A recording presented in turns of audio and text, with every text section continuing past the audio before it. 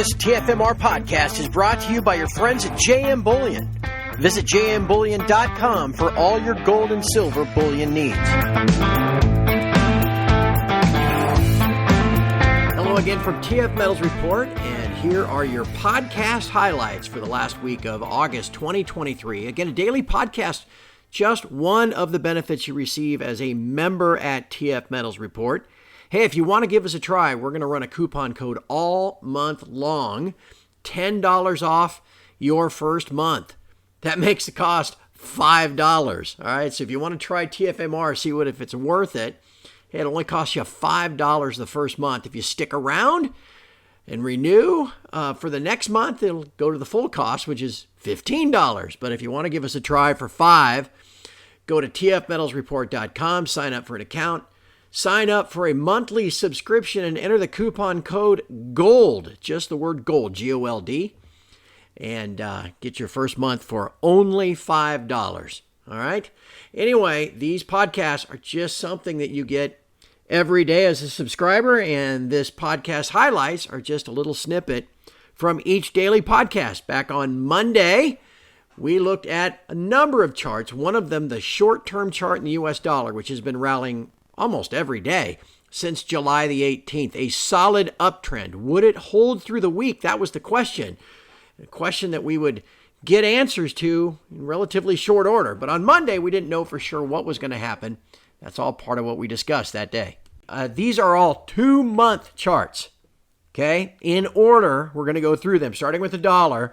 We're then going to go to the GDX and the SILJ, because they're both still in a downtrend, like the dollar is still in an uptrend on this very short-term chart.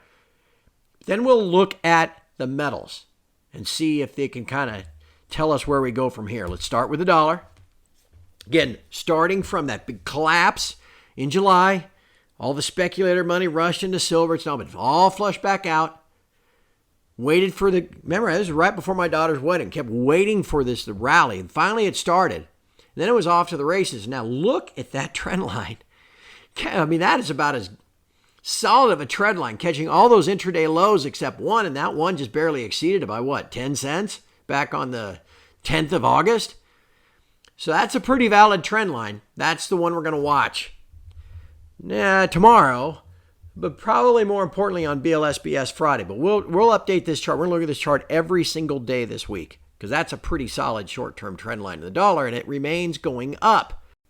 We're approaching the end of the month, and on Tuesday the 29th, we thought we'd take a quick peek at the monthly chart of COMEX silver.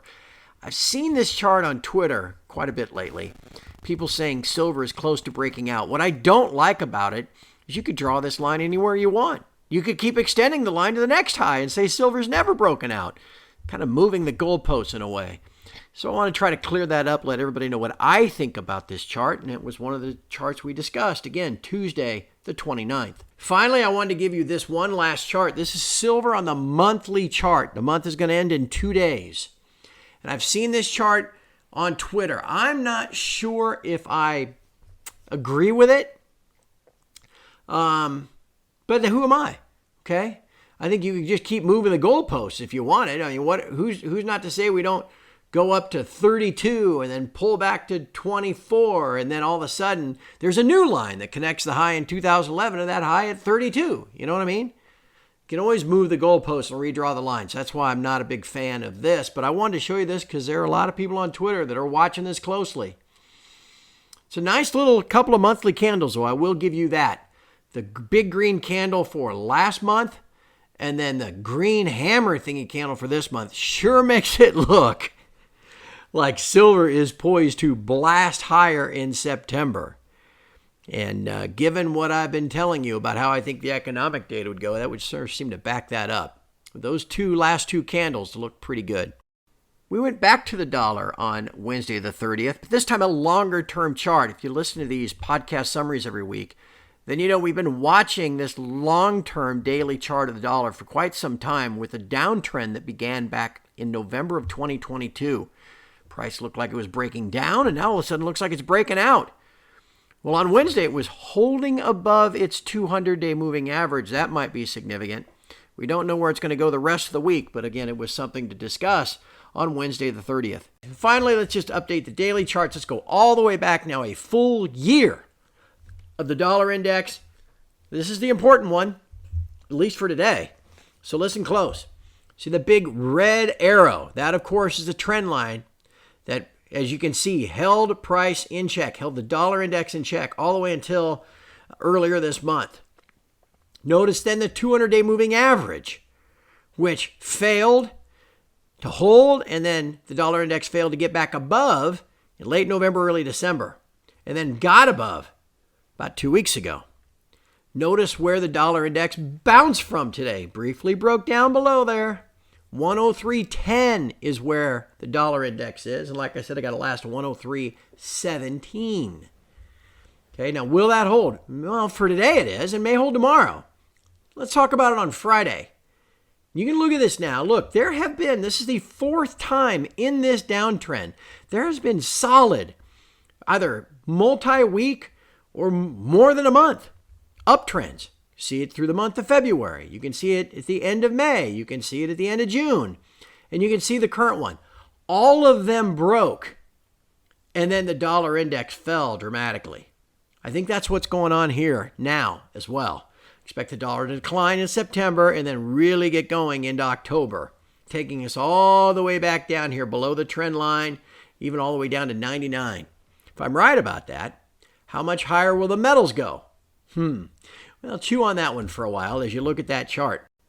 Thursday brought with it the end of the month, and as part of our podcast that day, we did look at the monthly charts to see if they revealed anything about the long-term trend. For the short-term trend, we have to look at the daily chart, and we notice something that's going to be a big issue for Friday with the BLSBS, and then as we get into next week with traders returning across the globe from summer holiday.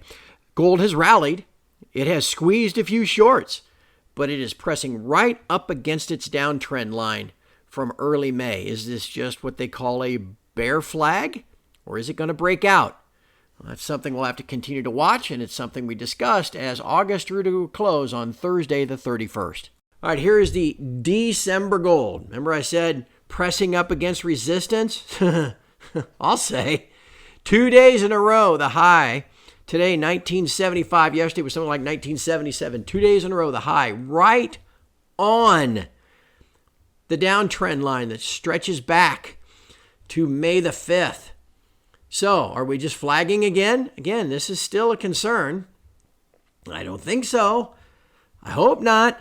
Hopefully a big green candle tomorrow and we close up north of 1980. That would make your host very happy. And on Friday, September the 1st, we get ready for a 3-day U.S. market holiday weekend for our Labor Day holiday. And on Friday, we also got the latest BLSBS, the jobs report for the U.S., which now for 15 out of the last 16 months has magically come in above expectations.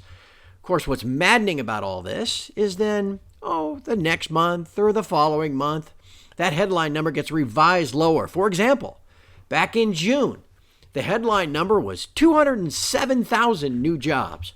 It got revised lower to 157,000 jobs in July and ultimately was revised again today to just 105,000 new jobs. If that 105,000 had been accurately reported 2 months ago, well, you can imagine the market reaction would been a little bit different than it had been on that day. And that doesn't matter. All that matters is goosing the headline number so that the machines then will do what you want them to do.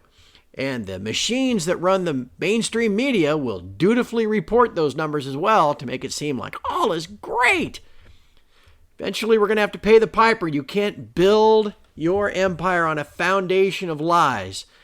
But yet that's where we stand here as September begins. Will the piper be paid in September? We shall see. It's going to be a long month. On the chart, you can see gold falling again today. Third day in a row, it failed to get above its downtrend line that goes back to May, but also failed to get above its 200-day moving average.